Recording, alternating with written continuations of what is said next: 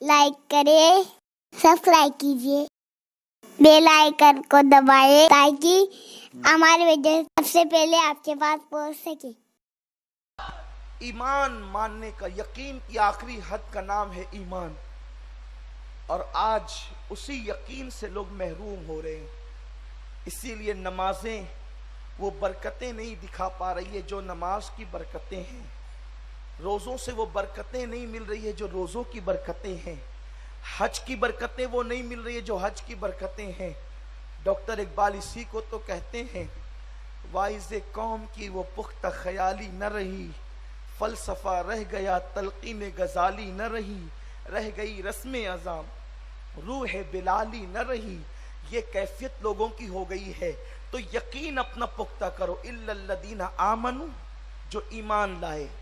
اس کے بعد ایمان لانے کے بعد بھی معاملہ ختم نہیں کیا گیا، پھر کہا گیا وَعَمِلُوا الصَّالِحَاتِ، جنہوں نے نیک عمل کیا۔ قرآن میں جہاں جہاں ایمان کا تذکرہ ہے، اکثر ایمان کے ساتھ عمل کا ذکر بھی ہے۔ ہمارا حال یہ ہے، ایمان لے آئے تو کہتے ہیں اب چھٹی ہو گئی، ہمیں جنت میں جانے سے روک کون سکتا ہے؟ اس لیے نیک عمل کی طرف اب ہماری توجہ نہ رہی۔ حالت یہ تھی، صحابہ کرام رضوان اللہ تعالی علیہ مجمعین، اللہ اکبر، نیک اعمال کے حوالے سے بڑے حریص تھے۔ ان کی نیکیوں کا عالم یہ تھا کہ ان سے نیکی میں کوئی آگے بڑھ نہیں پاتا تھا، وہ ایک دوسرے سے نیکیوں میں آگے بڑھنے کے لیے بڑی تگ و دو کرتے تھے، بڑی کوششیں کرتے تھے۔ میرے پیارے آقا علیہ السلام کے پیارے دیوانوں، اگر کسی کے بارے میں سن لیا کہ یہ رات کو اتنی رکعتیں پڑھتا ہے تو اس سے بڑھ کر کے رکعتیں پڑھنے کی کوشش کرتے تھے، حالانکہ وہ لوگ تھے جو مصطفیٰ جان رحمت کی صحبت میں رہنے والے تھے، لیکن اللہ اکبر، چہرے مصطفیٰ دیکھنے کے بعد ان کے وجود پر جہنم کی آگ حرام تھی، لیکن پھر بھی وہ نیک اعمال کرنے میں بڑے حریص تھے۔ چھوٹی سے چھوٹی نیکی بھی کرتے تھے، بڑے سے بڑے نیکیاں بھی کرتے تھے۔ ان کا حال یہ تھا، وہ کبھی نیکی میں پیچھے رہنے والے نہیں تھے۔ اللہ اکبر، یہاں پر مجھے سیدنا ابو ہریرہ رضی اللہ تعالیٰ عنہ کا قول یاد آتا ہے، مسلمانوں کی حالت زار آپ ایک طرف دیکھیں، نہ عمل کا جذبہ، نہ گناہوں سے بچنے کا جذبہ، نہ نیکیوں کا جذبہ، نہ عبادت کا ذوق و شوق، بلکہ اللہ اکبر، دنیا کی دوسری قوموں کو دیکھ کر کے ہم نے جرائم پر جرائم کرنا شروع کر دیے۔ اللہ اکبر، حالات یہ ہیں، عشق مصطفیٰ کا دعویٰ ہے، محبت رسول کا دعویٰ ہے، لیکن ٹوپی اس لیے نہیں پہنتے، اگر ٹوپی پہنوں گا تو میری مانگ بگڑ جائے گی۔ حال یہ ہے، رومال بھی اتنی نزاکت سے باندھتے ہیں کہ بالوں کی مانگ نہیں بگڑنا چاہیے۔ نادانوں، جو قوم اپنی مانگ کا اتنا خیال کرے کہ رسول اللہ کے دل کا اتنا خیال نہ کرے، وہ قوم آخر کر کیا سکتی ہے؟ دنیا اچھی طرح جانتی ہے تمہارا تعلق بالرسول کتنا ہے، دنیا کو پتا ہے تم نبی کو کتنا چاہتے ہو۔ اللہ اکبر، بڑی معذرت کے ساتھ میرے جملے تلخ ہو تو مجھے معاف کر دینا، میری قوم کا جوان اپنے بالوں کی مانگ سے بھی زیادہ نبی کو چاہ نہ سکا۔ اللہ اکبر، آپ کتنا سنبھال کر رومال باندھتے ہیں، سر پہ ٹوپی کتنی سنبھال کر رکھتے ہیں، مانگ بگڑنا نہ چاہیے۔ عاشق مصطفیٰ تو وہ تھے جنہوں نے نبی کے لیے کلیجے چبوا دیے، عاشق مصطفیٰ تو وہ تھے جنہوں نے نبی کے لیے اپنا گھر لٹا دیا، عاشق مصطفیٰ تو وہ تھے جنہوں نے اپنے باپ پر نبی کی خاطر تلواریں اٹھا دی، عاشق مصطفیٰ تو وہ تھے جو انگاروں پر لیٹ گئے مصطفیٰ کے لیے، عاشق مصطفیٰ تو وہ تھے جنہوں نے تن من دھن سب کچھ تجنے کے بعد کہا حق تو یہ ہے کہ حق ادا نہ ہوا، ہم کیسے عاشق رسول ہیں، ہمیں نہ عبادت کی فرصت، نہ نماز کا ذوق، نہ گناہوں سے بچنے کے حوالے سے شوق۔ اللہ اکبر، وہ کون سا جرم ہے جو ہماری زندگی کے اندر موجود نہیں، وہ کون سا گناہ ہے جو ہماری زندگیوں میں موجود نہیں؟ ہر آدمی اپنی راتوں کو جانتا ہے، دنیا کے 95% مسلمانوں کی راتیں گناہوں سے رنگین ہو چکی ہے۔ حال یہ ہے کوئی گھر میں گناہ کر رہا ہے, کوئی لوج میں گناہ کر رہا ہے, کوئی سفر میں گناہ کر رہا ہے.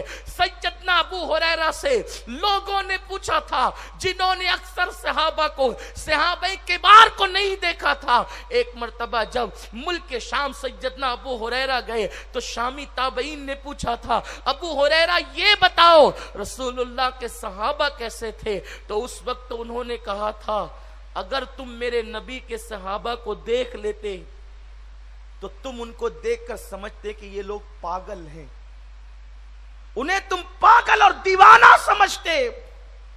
وہ عمل کے معاملے میں اتنے حریص تھے, خوف خدا سے لرزنے والے, کثرت سجدہ کرنے والے, حضور کے نقش قدم پر چلنے والے.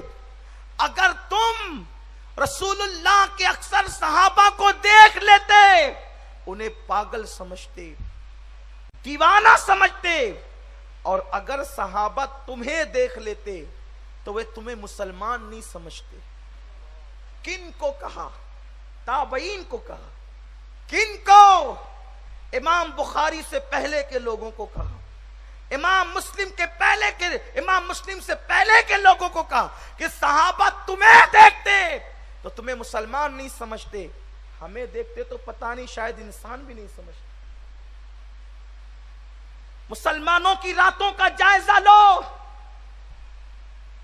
جس قوم کو شب برات اور شب قدر میں نیند آتی ہو اس قوم کی رات کا اکثر حصہ نکڑ پر گزرتا ہے.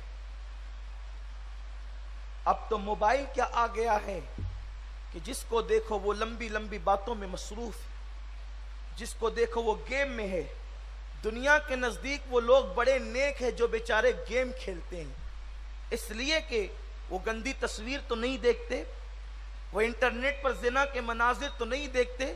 گیم کھیلنے والا سب کے سامنے کھیلتا ہے کہ یہ کوئی گناہ نہیں, لیکن یاد رکھو گیم بھی گناہ ہے, اس لیے کہ وہ وقت کا ضیاع ہے, وقت کو ضائع کرنا ہے. اور اللہ نے یہ زندگی پہلی اور آخری مرتبہ عطا کی ہے. یہ دنیا کی زندگی پھر نہیں ملے گی. جس دن روح کا رشتہ جسم سے ٹوٹ جائے گا اس دن پھر تمہیں اللہ یہ زندگی عطا نہیں کرے گا. یہاں تک فرمایا گیا اگر ایک انسان موت کے بعد اللہ سے کہے گا مولا تو مجھے 2 رکعت نماز دنیا میں پڑھنے کے لیے جانے کی اجازت دے دے, تو میرا اللہ فرمائے گا میں نے تجھے وقت دیا تھا سو تو نے اس وقت عبادت نہیں کی. اب دنیا سے آنے کے بعد پھر ہمارا قانون ہے کہ دوبارہ کوئی دنیا میں جا نہیں سکتا. اے میرے قوم کے جوانوں ذرا سوچو تو صحیح, تم گیم لے کر کے بیٹھے ہو, دنیا تمہیں مجرم مانے نہ مانے تم بہت بڑے مجرم ہو. جو گندی تصویریں دیکھتے ہیں, جو موبائل پر لمبی لمبی گفتگو لڑکیوں سے کرتے ہیں وہ تو بڑے مجرم ہے ہی, لیکن گیم کھیلنے والا بھی حرام کا مرتکب ہے, وہ بھی ناجائز کام کر رہا ہے. وقت کی قدر کرو. ایک بزرگ اپنے دوست کے مزار پر گئے, بیٹھے بیٹھے آنکھ لگ گئی تو ان کا دوست جو قبر میں تھا وہ کہتا ہے یار جب تک کہ عمل کرنے کے لیے زندگی تھی اس وقت تو عمل کی اہمیت نہیں پتا تھی, اب عمل کی اہمیت پتا چلی ہے تو اب عمل کر نہیں سکتے. تو جو شخص زندہ تھا وہ اللہ والے نے پوچھا تم یہ کیوں کہتے ہو؟ کہا تمہیں نہیں معلوم جو جمعہ پڑھتا ہے اللہ اس کو مقبول حج کا ثواب عطا کرتا ہے, جو 2 رکعت نماز پڑھتا ہے اللہ جبریل کی پرواز کتنی طویل ہے آپ کو بتاؤں 2 رکعت نماز کا ثواب کیا ہے. اللہ اکبر. ایک گھنٹہ گیم کھیلنے میں گزار دینے والوں, پوری رات بیٹھ کر دوستوں کے ساتھ گپ شپ کرنے والوں, صحابہ نے نماز کی اہمیت کو سمجھا تھا, اسی لیے اگر انہیں پیرا بھی دینا پڑتا, اگر کوئی کام کرنا پڑتا تو وہ ٹائم پاس کرنے نہیں بیٹھتے تھے, جب موقع ملا فوراً نماز کے لیے مصلی بچھا کر کھڑے ہو گئے. اسی لیے تو مولائے کائنات کہتے ہیں اگر میرا اللہ مجھے اختیار دے کہ میں 2 رکعت نماز پڑھوں یا جنت میں جاؤں تو میں جنت میں جانے پر نماز کو ترجیح دوں گا, کیونکہ جنت میں میری خوشی ہے, نماز میں میرے مولا کی خوشی ہے. یہ نماز ہے ہے؟ نماز کیا ہے؟ اللہ اکبر. ایک مرتبہ بلبل سدرہ جبریل امین آئے، عرض کیا یا رسول اللہ صلی اللہ علیہ وسلم، جو ہے میں نے اپنے اللہ سے پوچھا، اللہ تو نماز پڑھنے والوں کو اجر کتنا دے گا، عبادت کرنے والوں کو ثواب کتنا دے گا؟ تو میرے اللہ نے مجھ سے کہا جبریل تو جنت میں 70 سال تک کے اڑتا رہے گا، تو جتنا فاصلہ طے کرے گا وہ 2 رکعت پڑھنے والوں کو اتنی بڑی جنت عطا کروں گا. اور جبریل کی پرواز کیا ہے؟ جبریل کی پرواز کیا ہے؟ میرے آقا نے پوچھا جبریل تمہاری رفتار کیا ہے؟ عرض کیا آقا میری رفتار کا اندازہ اب اس بات سے لگائیں کہ میں 4 مرتبہ زمین پر آیا ہوں، لیکن کتنی جلدی آیا ہوں آپ اندازہ کریں. جس وقت پہلی مرتبہ اللہ اکبر حضرت ابراہیم علیہ السلام کو آگ میں ڈالا جا رہا تھا، ادھر نمرودیوں نے ابراہیم کو آگ میں پھینکا، آگ کے علاوے میں پھینکا، ابراہیم بھی زمین پر، علاوہ بھی زمین پر، میں سدرہ پر تھا. میرے اللہ نے کہا جبریل اس سے پہلے کہ میرا خلیل آگ میں جائے تو پہنچ جا اور اپنے پروں پر میرے خلیل کو لے لے. عرض کرتے آقا ابھی خلیل جو ہے وہ آگ میں پہنچے نہیں تھے کہ میں سدرہ سے خلیل سے پہلے زمین پر آ گیا تھا اور انہوں نے اپنے پروں پر لے لیا تھا. دوسری مرتبہ جب حضرت اسماعیل کی گردن پر حضرت ابراہیم نے چھری رکھی، چلانا چاہتے تھے، چھری رکھ دی گئی، چلانا چاہتے تھے، رکھ کر چلانے میں دیر کتنی ہوتی ہے؟